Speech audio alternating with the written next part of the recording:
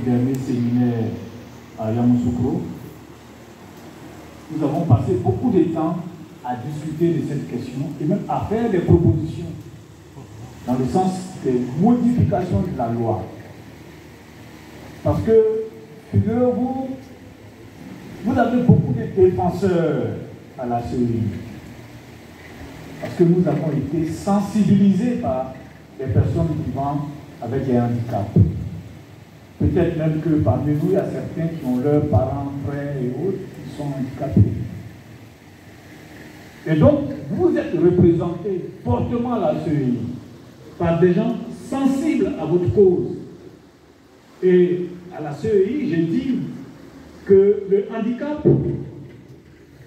ce n'est pas forcément la déformation physique. Le handicap, c'est l'inadaptation de l'environnement dans lequel on vit avec la situation physique que nous avons. Si vous me mettez dans une maison où les robinets sont à 2 mètres, alors que je fais 1,75 m, vous verrez que je deviens handicapé. Or, si on adapte l'environnement à ma taille, à mes possibilités physiques, le handicap disparaît. Et c'est comme ça l'Organisation mondiale regarde de la santé, regarde aujourd'hui la question du handicap. Donc, il faut adapter l'environnement aux défaillances physiques que peuvent avoir certains de nos citoyens. Si on regarde la chose comme ça, on réduit les handicaps. On prend des lois pour réaménager l'environnement, les routes, les écoles, les boîtes de nuit, pour que ces personnes-là ne soient pas laissées à marge de la société. Donc les rampes dont vous parlez, que ce soit dans les hôpitaux, tous les établissements recevant du public, parce qu'ils ont le droit aussi. Il faut que leur fauteuil roulant puisse circuler. Donc nous sommes fortement sensibles. Sur notre site internet, vous allez voir qu'on travaille à faire en sorte que les personnes, les malvoyants, puissent pas avoir accès au site internet. Nous travaillons sur toutes ces questions. Et nous avons eu, comme le commissaire Rose l'a dit, une proposition même de faire des bulletins en braille. Et nous allons proposer toutes ces choses-là en prenant en compte des doléances. À Daloa, on l'a dit aux handicapés, tracez-nous vos doléances. Nous allons être les porteurs de ces doléances. Donc, à vous aussi, nous vous disons, tracez-nous vos doléances. Vous parlez à des personnes déjà convaincues de votre cause, qui vous soutiennent. Donc, faites-nous confiance encore une fois. Quelqu'un a dit, c'est M. Seribi, enseignant au CAFOP, quel est le choix du régime politique en Guinée? Bien entendu, la Guinée a une constitution. Le choix, c'est un choix républicain, démocratique, par élection. Mais il y a eu un accident de parcours où des individus ont utilisé la force. C'est cela que j'ai souligné. Mais ce n'est pas ça qui est la norme. C'est une aberration. Et d'ailleurs, notre constitution en nous désapprouve cette forme d'aberration. Et dans le préambule de notre constitution, cela est écrit clairement, et que les personnes qui utilisent cette voie doivent être condamnées, poursuivies, et c'est écrit clairement. Voilà, donc il faut dire ça à vos étudiants et élèves. Je n'ai jamais dit qu'en Guinée, ad vitam aeternam, là-bas, on prend le pouvoir par la force. Donc il faut préciser cela. Le chef Niabri de Toutoubré, 6 ans, c'est beaucoup, mais ce n'est pas beaucoup. Hein. Tu peux te cacher pendant 6 ans, mais après la 6e année, on peut te mettre la main dessus. Pour dire que la CEI n'est pas un sanctuaire pour voyous. Si vous êtes à la CEI, l'objectif c'est de vous permettre de travailler sereinement. Il ne faut pas qu'on vous désigne et puis quelqu'un vient dire non, en réalité, ce monsieur avait volé mon poulet en 97. Bon, je l'ai convoqué là, on dit bon, c'est vrai ton affaire de poulet là, c'est la vérité. Peut-être, vous allez aller juger. Mais pendant qu'il est là, il faut le laisser, il va faire son travail. Quand il va sortir de là au bout de 6 ans, il va au tribunal. Donc, cette immunité n'est que provisoire, mais c'est pour lui permettre de travailler sereinement et puis faire en sorte que des gens ne viennent pas l'embêter, troubler sa sérénité pendant qu'il réfléchit à donner des élections source de paix à son pays. Donc, est-ce que la CEI est une institution qui fait son mea culpa? Oui, nous faisons notre mea culpa et il nous arrive de nous réunir pour faire le bilan. Nous venons de Yamoussoukro, nous sommes allés évaluer nos forces et nos faiblesses pour améliorer nos pratiques. Nous sommes allés même critiquer les lois pour dire ceci est en déphasage avec la réalité. Proposons des améliorations pour faciliter notre travail. Donc, si vous avez des propositions pour améliorer le travail de la CEI, ces propositions sont toujours les bienvenues. C'est vous, les citoyens. C'est vous qui devez améliorer votre instrument. C'est bien de critiquer l'instrument, mais souvent il faut faire des propositions pour que l'instrument soit meilleur. Donc ça, c'est important. Nous ne vivons pas dans un monde parallèle. Nous sommes tous en Côte d'Ivoire. La CEI organise les élections. La CEI ne donne pas de mots d'ordre. La CEI ne donne pas de mots d'ordre. Nous, notre rôle, c'est d'organiser les élections. Donc, les violences dont on parle là, ce n'est pas la CEI qui a donné des mots d'ordre de violence. Nous, si vous êtes prêts, vous venez, on organise. Celui qui n'est pas d'accord, il a la possibilité de contester, de saisir même la CEI. C'est cette même CEI qui a organisé les présidentielles là. La présidentielle qui a organisé les élections législatives. Dans la région du Guémon, où mon frère et collègue commissaire Gouze est superviseur, vous avez vu les résultats. L'opposition a gagné au niveau de plusieurs circonscriptions. À Yopougon. Mais c'est ça aussi la CEI. Quand on organise et que ça va à l'avantage de certaines personnes, ils ne disent même pas ça a été bien fait. Pour éclairer la population, pour dire que cette CEI-là, elle ne triche pas. À des moments donnés, nous avons reçu les chefs des partis politiques à la CEI pour dire, vous contestez, d'accord, mais venez avec nous ici, on va compter ensemble. Où sont vos PV? Ce que vos représentants ont signé là, donnez-nous. Donc, il y a plusieurs partis politiques. Si un candidat envoie des PV où lui seul il l'a signé, nous, on ne va pas valider. S'il envoie des PV où c'est lui seul qui a signé, nous, on ne va pas valider. Mais il y a plusieurs personnes qui ont des PV. Kofi a son PV, Madou a son PV et autres. Mais c'est le PV où il y a la signature du représentant de Kofi, de Madou et de Georges là. C'est ça qui est valable pour nous. Donc quand vous n'êtes pas d'accord, vous dites on était là-bas ensemble, on a fait l'élection, voici le vrai PV qui est là. Vous nous envoyez le PV. Nous on regarde et puis on compte les vrais PV là. Puis on dit bon, les PV parallèles là, ça ne compte pas. Les gens ont gagné le pouvoir de presque 400 voix de différence. Les gens ont gagné à Port-Boué, des ministres ont perdu. Nous, on ne se laisse pas intimider quand il y a la vérité. Mais nous, on dit la vérité du peuple. On ne se laisse pas intimider par qui que ce soit. Tu peux être ministre, tu peux être, je ne sais pas quel titre, mais si tu as perdu, on dit tu as perdu. Cette CEI-là, c'est une CEI de personnes qui dit la vérité. Le président cubain, c'est quelqu'un d'intègre. Quand c'est faux, il dit c'est faux. Et puis le débat, il est libre. On ne vient pas du même parti. Comment on peut s'entendre pour défendre le faux ensemble? On ne vient pas des mêmes partis, on ne vient pas des mêmes associations. Et il y a une vérité qui arrive, et puis on va voir cette vérité, et puis on dit non,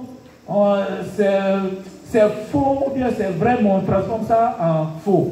Mais ce n'est pas possible. Si on fait ça, M. Gouze, qui n'est pas du même parti que moi, on n'est même pas des amis, va me dire non, docteur, ce que vous avez fait là, moi je ne suis pas d'accord. Parce que ça va contre les intérêts du parti qui m'a désigné ici. Voyez-vous, donc c'est ce mélange que nous formons là, qui est déjà une garantie pour vous. Et ce mélange-là, au niveau de la commission centrale, se retrouve au niveau local. Pour vous rassurer, mais ayez des candidats, des représentants dans les bureaux de vote. Que vos représentants là soient intègres.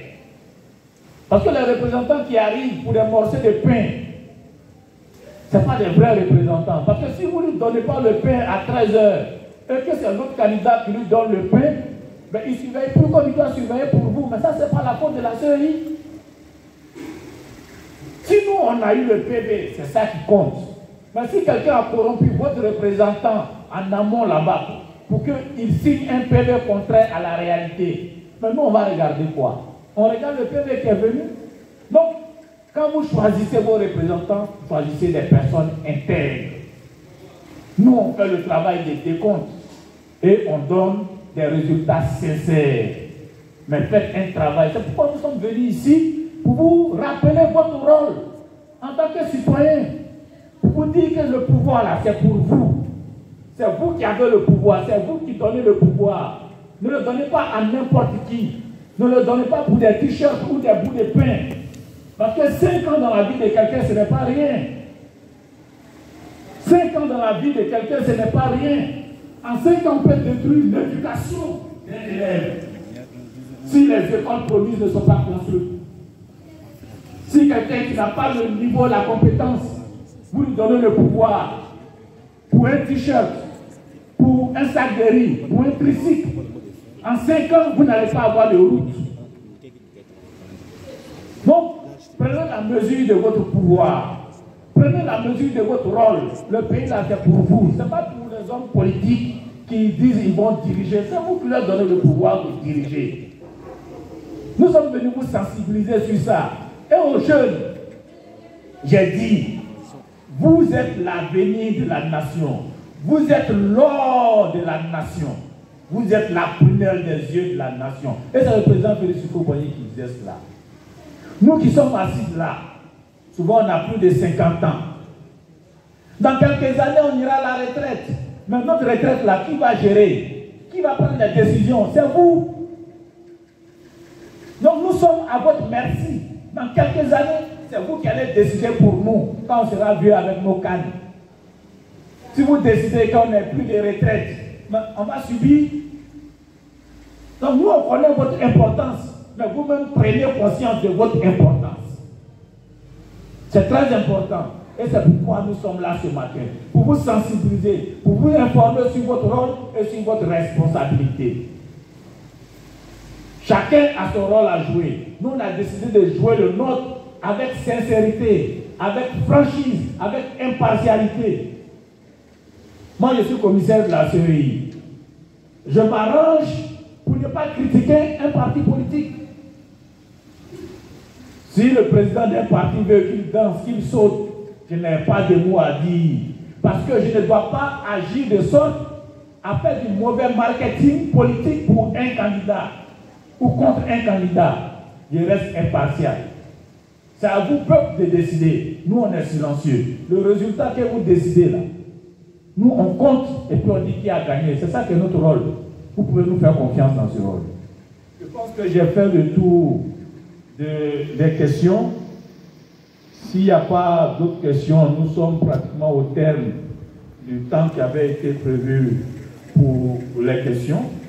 Les débats ont été francs et sincères. Mais c'est ça qui est important. Ça, c'est une bonne chose. Parce qu'il faut que le peuple dise ce qu'il pense. Ce qu'il pense de nous, ce qu'il pense des hommes politiques, ce qu'il pense de la Côte d'Ivoire et ce qu'il veut pour la Côte d'Ivoire. C'est pour ça qu'il était important pour nous de venir vers vous, pour nouer le pacte de confiance, pour vous dire, nous, on va jouer notre rôle, mais jouez votre rôle vous aussi. Pour dire, nous allons jouer notre rôle, mais que les partis politiques jouent leur rôle eux aussi. Et donc, je voudrais, pour ma part, vous remercier pour ce débat franc, sincère et sans tabou. Je souhaite qu'on reparte chez nous avec la certitude qu'un pacte de confiance vient d'être créé. Et dans ce pacte de confiance, que chacun puisse jouer le rôle qui est le sien. Il y aura bientôt le recensement électoral. Il ne faut pas rester en marge en disant ça ne me concerne pas. Mais c'est votre avenir. C'est l'avenir de la nation. Les hommes politiques viendront vers vous pour faire des propositions. Ne suivez pas les hommes politiques pour ce qu'ils sont.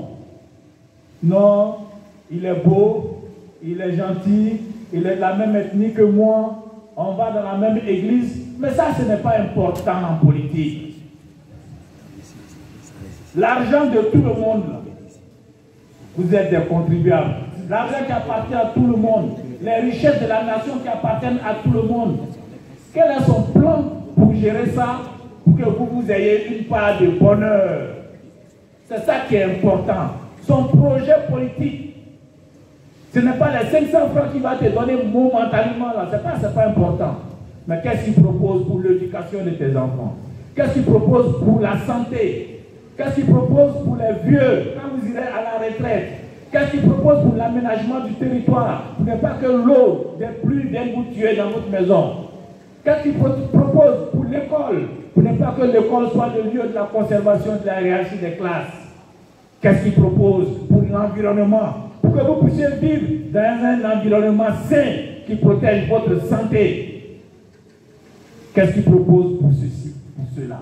Regardez plutôt ça que de regarder l'ethnie, la religion, les petits billets des banques provisoires et éphémères.